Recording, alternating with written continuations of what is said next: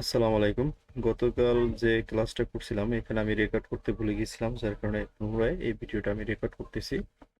এখানে আপনাদের দেখাইছিলাম যে অফলাইন এক্সেল আর গুগল এক্সেল একই। আমরা যে সেলে ক্লিক করবো, এখানে ডি আছে, ডি সেলে ক্লিক করলাম, এখানে কলামে ডি কলামের এখানে 2 নম্বর সেল, এখানে নেম বক্সে আমরা দেখতে পাই। এটা অফলাইনে আপনাদের দেখাইছি, ঠিক সেম জিনিসটাই।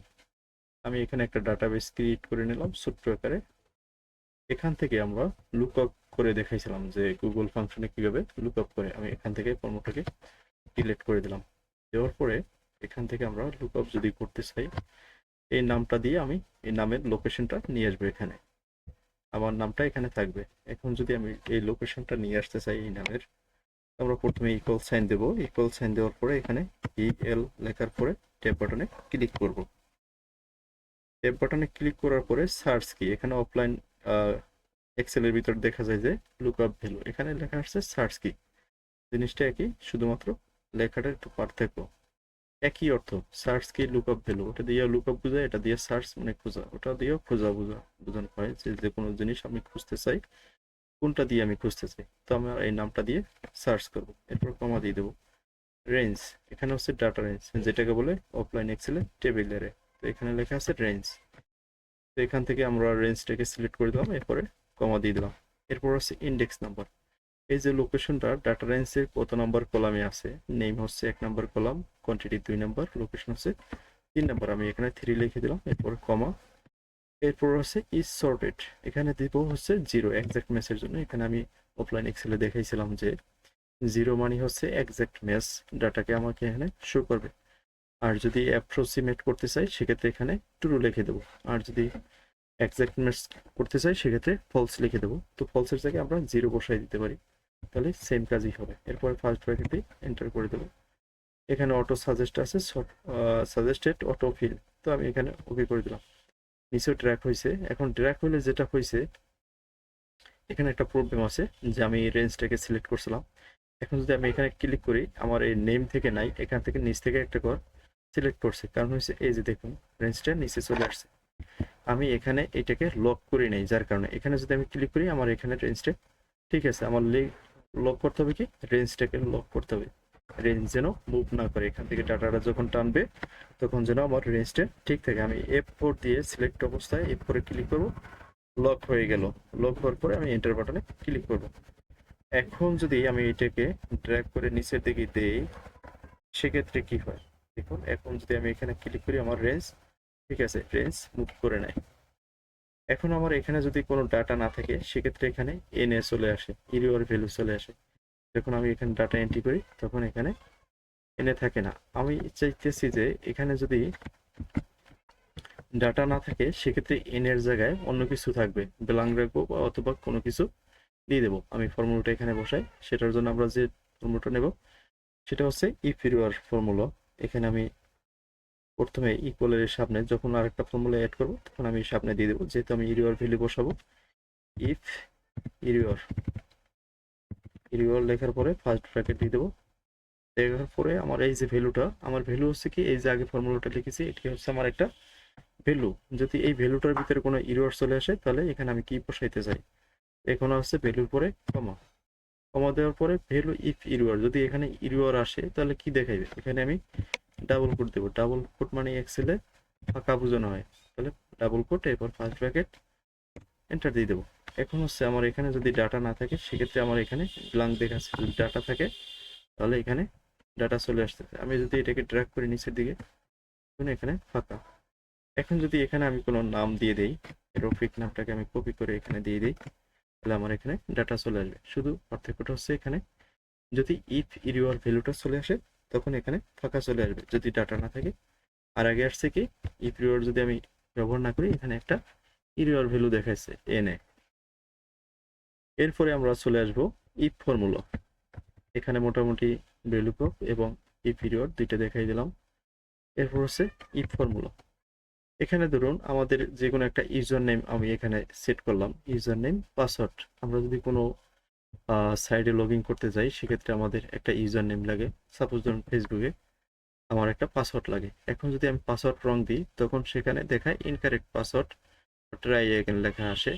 আর যদি কারেক্ট পাসওয়ার্ড থাকে সেক্ষেত্রে এখানে এখানে দেখায় কি ওয়েলকাম বা লগ ইন করতে দেয়, ঠিক আছে। এখানে আমার ইনকারেক্ট, এই যে ডাটাবেজে আমার একটা পাসওয়ার্ড এন্ট্রি করা আছে, এটার সাথে এটা ম্যাচ করে না, যার কারণে ইনকারেক্ট দেখায়। আমি যদি এটা ম্যাচ করি ডাবল 1 ডাবল 2, তাহলে কি লেখা আসবে? ওয়েলকাম। এই কেসটা আমি কিভাবে করছি, এখান থেকে আমি ফর্মুলাটাকে ডিলিট করে দেবো, দেওয়ার পরে ওকে করে দিলাম। এখন হচ্ছে এটা হচ্ছে ইফ ফর্মুলা।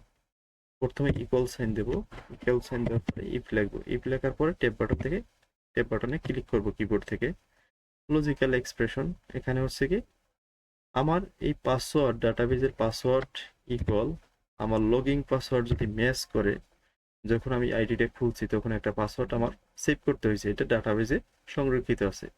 এখন এই ডাটাবেজের পাসওয়ার্ড ইকুয়াল আমার লগইন পাসওয়ার্ড যদি ঠিক থাকে, এখানে লজিক বসাইছি, এইটা ইকুয়াল মানে কি এটা সমান সমান, যদি একদম এক্সাক্ট ম্যাচ হয় এরপর কমা দিলাম।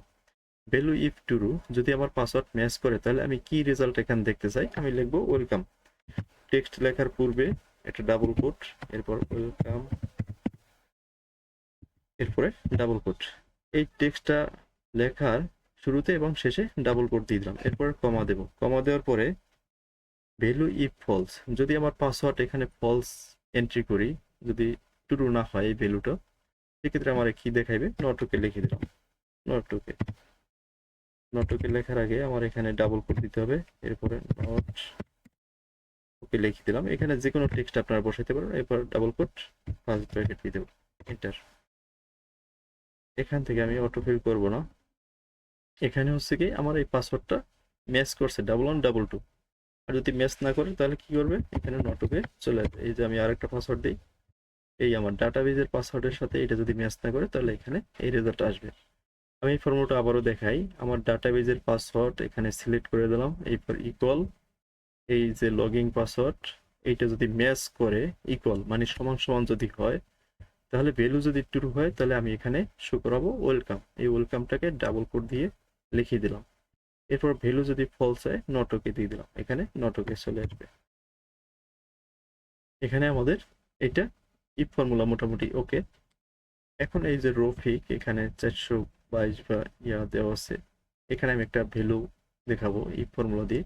এখানে যদি আমার ডাটা থাকে তাহলে এখানে ওকে লেখা আসবে, আর যদি ডাটা না থাকে সেক্ষেত্রে এখানে লেখা আসবে নিট এন্ট্রি। এইটা আমি কিভাবে করব, এখানে হচ্ছে প্রথমে আমি ইকুয়াল সাইন দেবো, ইফ ফর্মুলা লিখবো, ইফ লেখার পরে টিপ বাটনে ক্লিক করব, লজিক্যাল এক্সপ্রেশন, আমি এখান থেকে এই ঘরটাকে সিলেক্ট করে দেব, যে 6 ইকুয়াল যদি ফাঁকা থাকে ডাবল কোট মানে ফাঁকা বোঝানো হয়, এই ঘরটা যদি ফাঁকা থাকে এরপরে কমা, ভ্যালু ইফ ট্রু, এই ঘরটা যদি ফাঁকা থাকে তাহলে আমি কি লিখবো, এখানে double quote net entry, net ENTR, net entry double quote. এরপর যদি কিছু লেখা থাকে তাহলে কি আসবে, ওকে ডাবল কোট ওকে, এরপরে এন্টার। এখন দেখুন আমার এখানে ডাটা আছে এই জন্য ওকে চলে আসছে। এখানে যদি ডাটা না থাকে সেক্ষেত্রে আমার এখানে যদি ডাটা না থাকে তাহলে নিট এন্ট্রি লেখা থাকবে, এই যে নিট এন্ট্রি। এই জন্য আমরা কি করব, এই ইফ ফর্মুলা দিয়ে আমরা এই কাজগুলো করতে পারবো। যদি কোনো ডাটা যদি ব্ল্যাঙ্ক থাকে সেক্ষেত্রে আমি এখানে এই টেক্সট শো করাইতে পারি, এখানে আমার ইচ্ছা অনুযায়ী যে কোনো একটা টেক্সট শো করাইতে পারবো রেজাল্ট। এখানে যদি আমার কোনো ডাটা এন্ট্রি থাকে সেক্ষেত্রে ওকে, ওকে যদি থাকে সেক্ষেত্রে আমাদের এই কাজটা আর করতে হবে না। এখন আমরা এখানে আরেকটা ই ফর্মুলার কাজ দেখাবো। এখানে আমি একটা ডাটা এন্ট্রি করে রেখেছি, এখানে সেলস এবং টার্গেট যদি ম্যাচ করে সেক্ষেত্রে যদি সমান সমান হয়, সেলস টার্গেটের সমান সমান হয় তাহলে গেট বোনাস, আর যদি সমান সমান না হয় নো বোনাস। এখন আমার টার্গেট এসি বেশি হয় তাহলে বোনাস পাবে, আর যদি কম হয়ে যায় তাহলে বোনাস পাবে না। এটাকে আমরা ইফ ফর্মুলা দিয়ে কিভাবে করব, এই জায়গায় আমি আবার দেখাইতেছি, এখানে করে রাখছিলাম, এখান থেকে আমি কেটে দিলাম, এখানে আমি লিখবো ইফ ফর্মুলা, ইফ লেখার পর ট্যাব বাটনে ক্লিক করব, লজিক্যাল এক্সপ্রেশন, এখানে আমি সেলস সিলেক্ট করে দেব। সিলেক্ট করার পরে গ্রেটার দেন ইকুয়াল, সেল যদি গ্রেটার দেন ইকুয়াল টার্গেটটাকে সিলেক্ট করে দেব। আমার সেল যদি টার্গেটের থেকে সমান সমান অথবা বেশি হয় তাহলে কি হবে, এখানে আমি লজিকটা বসাই দিলাম। এখন ভ্যালু ইফ ট্রু তাহলে কি হবে, গেট বোনাস, BONUS বোনাস, এরপরে কমা দিয়ে দেবো। এখন যদি আমার সেলস যদি টার্গেট পূরণ না হয়, ভ্যালু ইফ ফলস, তাহলে কি হবে? এখানে আমি টেক্সট লিখবো no bonus, double quote NOBONUS, এরপরে ডাবল কোট, এন্টার দিয়ে দেবো। এই যে দেখুন আমার সেলস টার্গেট অ্যাচিভ হয় নাই, যার কারণে আমার এখানে বোনাস পাবে না, এটা লেখা আসছে। এখন যদি আমি এটাকে ড্র্যাগ করে দিই, সেক্ষেত্রে কি হবে? এখানে আমার টার্গেটের থেকে সেলস বেশি, যার কারণে বোনাস এখানে আসছে। আর এখানে আমার আছে টার্গেট প্লাস সেলস দুইটাই সমান, এই জন্য গেট বোনাস লেখা আসছে। মোটামুটি এখানে আমরা ফর্মুলা ইফেরর এবং VLOOKUP দেখা শেষ হলো। এখন হচ্ছে কম্বাইন কিভাবে করব? দুইটা টেক্সট একটা ফর্মুলার মাধ্যমে করা যাবে, আর একটা ম্যানুয়াল ভাবে আমি লজিক বসে করতে পারবো।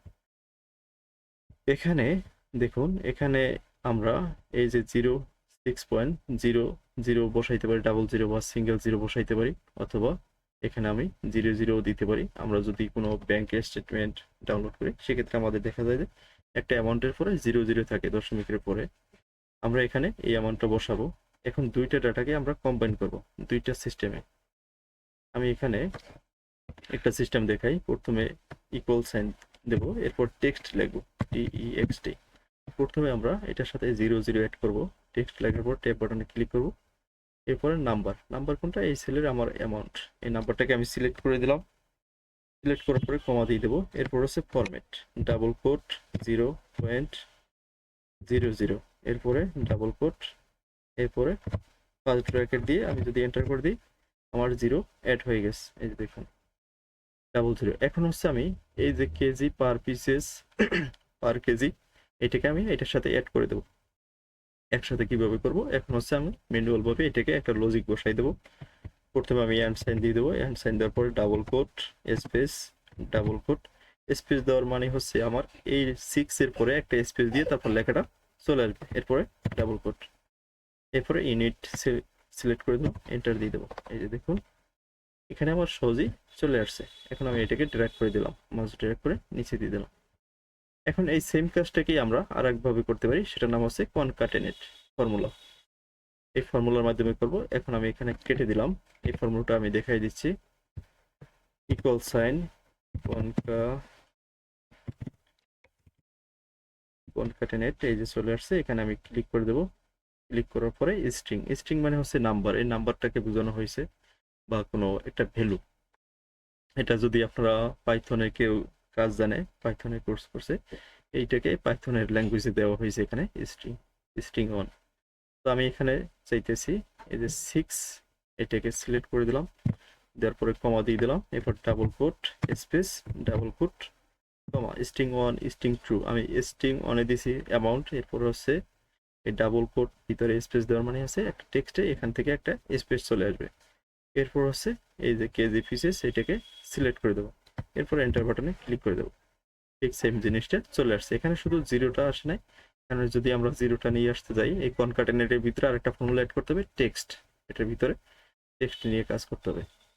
আশা করি বুঝতে পারছেন। এইটা গতকালকে ক্লাসে ছিল, ক্লাস নাম্বার 4। তো এই ভিডিওটা আমি শেয়ার করে দেবো, ভিডিওটা মিস করছিলাম। তো সবাই প্র্যাকটিস করবেন বেশি বেশি, তাহলে বুঝতে পারবেন আর শিখতে পারবেন খুব দ্রুত। আসসালামু আলাইকুম।